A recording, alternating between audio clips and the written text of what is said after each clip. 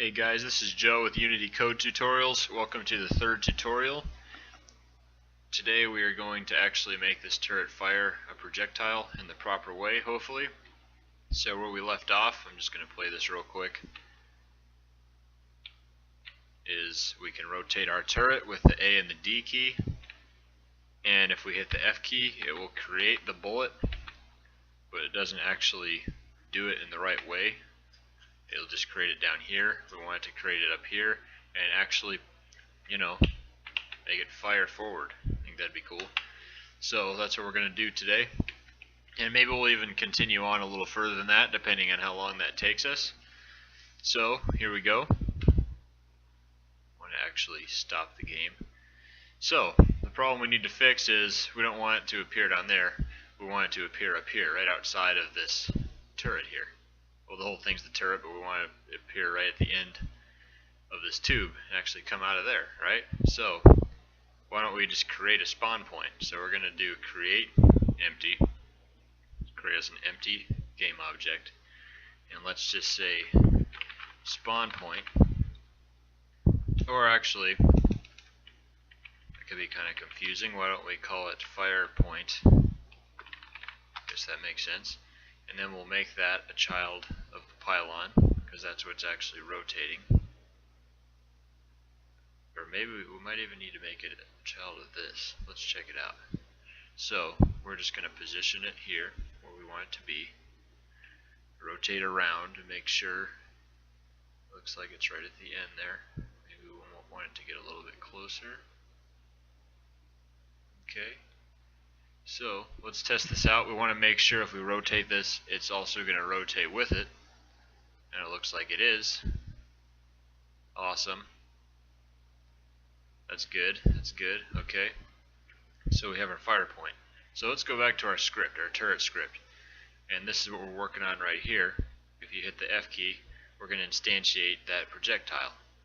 So instead of using transform.position, which references the transform position of what the script is attached to, which is the pylon, the whole thing, we need to point it to this fire point. So how are we going to do that? Well, up here, just the same way that we attach the projectile with a game object variable, we're going to create another variable, public game object. Actually, we're going to use transform. We're going to use transform because we don't need the entire game object, it's just a position. That's all we really need. So transform fire point. Save it. If we come back here, it's going to compile. And then if we look at our pylon, we see we now have an area where we can put a transform. Now we are going to drag this fire point, which technically it is a game object, but being that it has a transform component attached to it, we can go ahead and drag it in here. And we're only interested in the transform. That's the only part of it we're actually going to use. That's why I didn't actually use a game object variable, because we don't need to reference the whole thing. We only need the transform. I could have used the game object variable, and it could have still worked just fine. It's just that we don't need to. It's easiest, in my opinion, to only use what you actually need to use.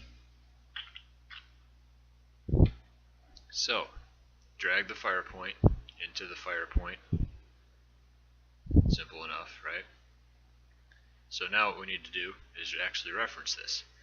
So instead of the transform position of the pylon that this is attached to, let's just do fire point dot position. Now fire point is of the transform type. It's a transform component. So that's why I don't have to do fire point dot transform dot position, because this is a transform.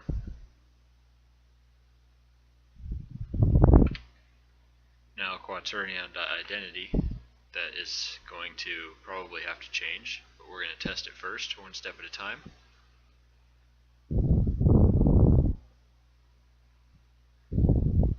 Okay, so now we should see our projectiles appearing at the correct spot. If I hit the F key, there we go. Okay, we're making progress. Still obviously not what we want, but we are making progress. Now, if this is what you want, then great, you're done. I'm kind of thinking this probably isn't what you want, though. We want them to actually propel forward. Now here's the thing about this quaternion. This is going to describe the rotation. we want the rotation to be of the same rotation of what this is, because then we're going to fire it forward. And in order to do that, we want the rotation to be such that when we fire it forward based on its local position, its local orientation, we want to say, okay, go your version of forward, not in the global sense of forward, which would always be this way, but local forward, and that will make sense here in just a second.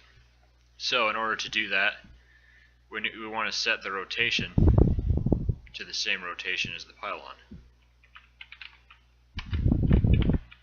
Or at least that's the first thing I'm going to try.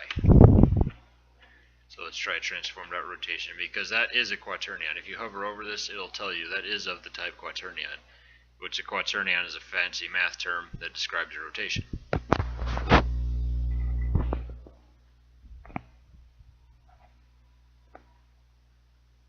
Now the only way I'm really going to know before I test this if it's the right one is if it shoots in the right direction. We haven't made it actually shoot yet. So how are we going to do that? Well, here's the thing. The turret bullet here, I'm going to go ahead and bring it out so we can inspect it. We can't apply physics to it yet because we need another component. We need to add the rigid body component. So if we add rigid body, this will enable physics. Now I'm actually going to turn off gravity because, just for the sake of keeping things simple, we might actually turn gravity on later. But for now, let's just keep it simple and turn gravity off. And now that it has a rigid body, it's going to be able to be affected by physics. So if I go up here, hit the apply button, it's going to apply it to the prefab. I'll go ahead and just delete this. Now let's go back to where our turret is, and let's go ahead and try this. Before we try it, we're going to have to actually add a force to that turret. Or no, I'm sorry, not to the turret, but to the projectile. So there's different ways we can do this. We can either reference it in the turret script, or we can actually do it in the projectile itself. I'm going to do it in the projectile itself for the sake of simplicity. We might want to change that later though. So go ahead and create a new script. Let's just call this projectile. I'm going to call it turret bullet because we can possibly use this script for multiple different types of bullets.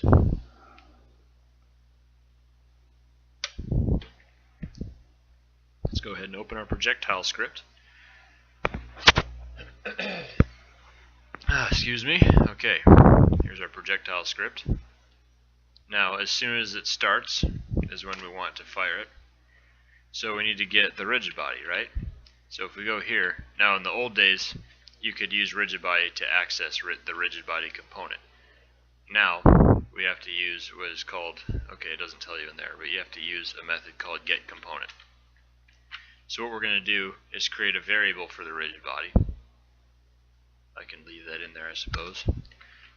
I'm going to say private because we don't need to access this from the outside. I'm going to say private rigid body. Rigid body. Rigid body. Okay. Now, right when we start, we're going to set this rigid body. Now that worked because I actually called it, to avoid confusion, let's add an underscore, being that the old rigid body variable was named that. So we're going to say rigid body equals, now here's a new method, but this is very important to know this, get component. This is used to get a component that there's not an easy variable, such as with transform, all we had to do is say transform, right? When we did transform, oh okay, I changed it before, like here, transform.rotation. We're getting the transform component.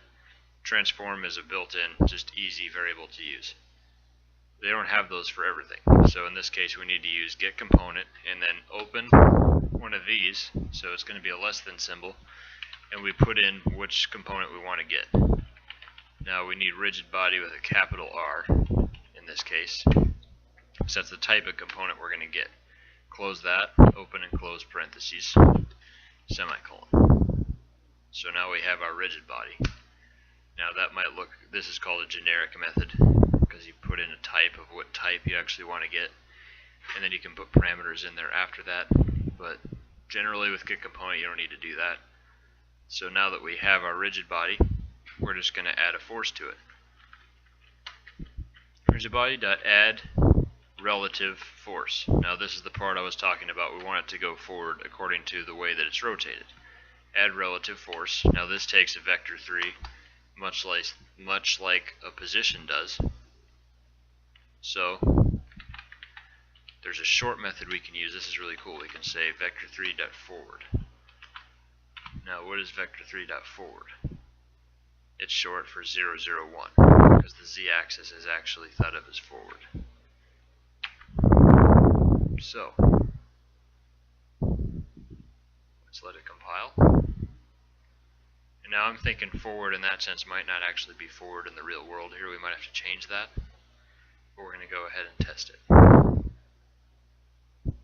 So let's go down here, and okay, actually the turret bullet is what needs the script. So we're going to add projectile to the turret bullet. So we have that. I'm going to go ahead and save. It's always a good idea to save your project often. Save the scene too. And there we go, because we want to avoid losing things. So now what should happen is it should spawn the projectile and actually shoot it forward. Now, is it moving? Doesn't really look like it's moving, but it is. We did shoot it forward. It's just moving incredibly slow. Okay, it's moving the wrong way. But before we get there, let's go ahead and make a variable that we can change. Let's say float.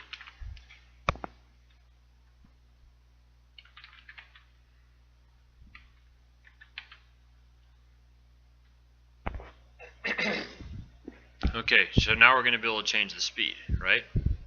Except I missed one thing. We actually have to multiply it by this, so we'll say vector3.forward times the speed. This will give us our direction, and this will give us how fast forward we want to shoot it. Now, before we can do anything with that, we need to change the speed, actually on the projectile. So let's make the speed. We want it to. It was going incredibly slow. How about let's do 25 for right now. Go ahead and play the game. Zoom out here so we can see what's going on. F key. Okay. It's moving a little bit faster, at least we can see what's going on. Now, see what it's doing there? It's going along its z-axis, right? Going along. Oh, it's actually going along the z-axis of the world. So let's see what happens if we rotate this. Okay, so the good news is it is rotating the projectile, and then it's moving according to itself. Now in that case, they are able, this is kind of cool, you can make them bump into each other and whatnot. You may or may not want that, but let's not worry about that right now. I'm going to make you confused. So it was going along the z-axis, but we actually want it to go along the x-axis, I believe. So it's not going to be vector3.forward, it's going to be vector3.up. No. I'm sorry. Vector3.up is the y-axis.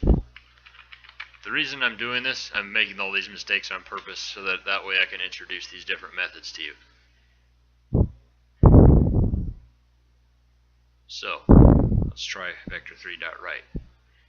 Now I could have tested all this out and figured out the best way to do it before I created this video, but I want you to see the process of how this works. You might have to test things out. You will have to test things out, see what they do, and then tweak them. Now it's going forward. Look at that. It's going forward. Now I want it to go faster. I don't know about you, but I want it to go a lot faster. I want, let's say 200. I mean, this is a bullet. Let's go 500. Why not? Boom. Boom, boom. We are now shooting projectiles. All I'm doing is rotating, I'm hitting the F key, and it's going to fire the projectiles. Now before I conclude this video, we're going to get into actually having something to shoot shortly. But before I conclude this video, you'll notice these just keep going and going and going and going. I can find maybe the first one. It's just going and going. I can find it out here. It's just continuing to move and move, and it will never stop. And eventually, it's going to be so far away, it already is so far away that it's not affecting anything, and we really don't need it anymore. We don't want it eating up our memory. So what we're going to do is we're going to create another script. Now the reason I'm not going to put this right on that script to destroy it, what we're going to do, by the way, is make it destroy after a certain amount of time, is because we might want to have other things later on that we need to destroy after a certain amount of time. So let's call this destroy after time.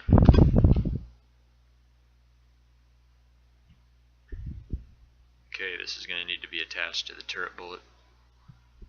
We're going to open it up. Now this is a very simple script. We're not going to need our update at all. Let's I like to put my bracket down there. You don't have to. We call this, how do we destroy something? We call the destroy method. We don't want it to destroy it right away, so why am I putting it in start? Well, here's the thing. When I open this up, you'll see that float t. That's basically the time. It is the time. How long do you want to wait before you destroy it? So we're going to destroy game object. Now game object with a little g is much like transform with a little g. It's a reference to the current game object that we're attached to. Big G game object would be the class of game object, which is the type game object that we use if we create a variable that can have a game object assigned to it. Little g game object means which, because we can call this and we can destroy something else. We don't have to destroy the thing that this script is attached to. But being that that's what we want to do, we're going to use little g game object. So little g game object, and then we're going to put, well, we haven't created a time variable yet. Public float destroy. Yeah, destroy after time. Right? Now, if I don't assign a value to it, there's no value. It's 0. I mean, there is a value. The default value is 0. So keep that in mind. If I don't change this in the inspector, it's going to destroy it right away. So I can actually demonstrate that. I'll prove that to you. Now, we have an error. What's going on?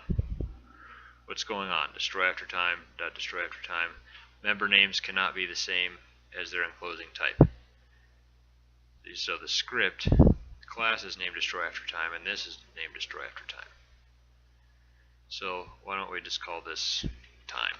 Because this is the only thing this script is for. Now I just remembered there's actually a class called time, so that could even be a problem. So how about we just put an underscore time. There is a class called time that you use to manipulate time and to tell time, and we'll get into that at some point later. Is a type. Okay, what's going on? Destroy after time is a type, but a variable was expected. Oh, you know what that is? It's because we have to copy this and we have to put it down here. So always double check and make sure that when you change a value, when you change what something's called, you have to change it everywhere it's used. Now a fast way to do that, while this happened, I could bring this up. Right click, you can go to refactor, rename, and then I can change the name of everything all at once. All at once. Right? I'm going to control Z, but that was just to show you how that works. So now we're going to go back to our game, and I'm very positive that it's going to work this time. Okay, it compiles. So let's go here. How long after do we want it to destroy? 0.5. The reason I do that is because I want to demonstrate how this is going to work in a way that you can actually see it. So if I shoot it, uh-oh, it's gone. What happened? It's just gone. Now I can actually change this during while it plays. Prefabs you can change during the playtime and it will still save. Things in the scene will default back to what they were before. So we can go in here and change this to something more realistic, like 10 or even 15, you know. Now do you want to see what it looks like with gravity? Let's use gravity. Oh no, there it goes. Maybe we'll have different projectiles. Some of them use gravity and some don't. That could be cool. right? I just thought that'd be a fun way to end the video. Okay, now we are actually shooting projectiles. The next video, I think it'd be fun to actually have something coming at us that we can shoot at. That seems like a good next way to go. Plus we'll learn all kinds of good stuff. So thank you for watching, and I do look forward to making the next tutorial, and I hope to see you there. Thank you and have a great day.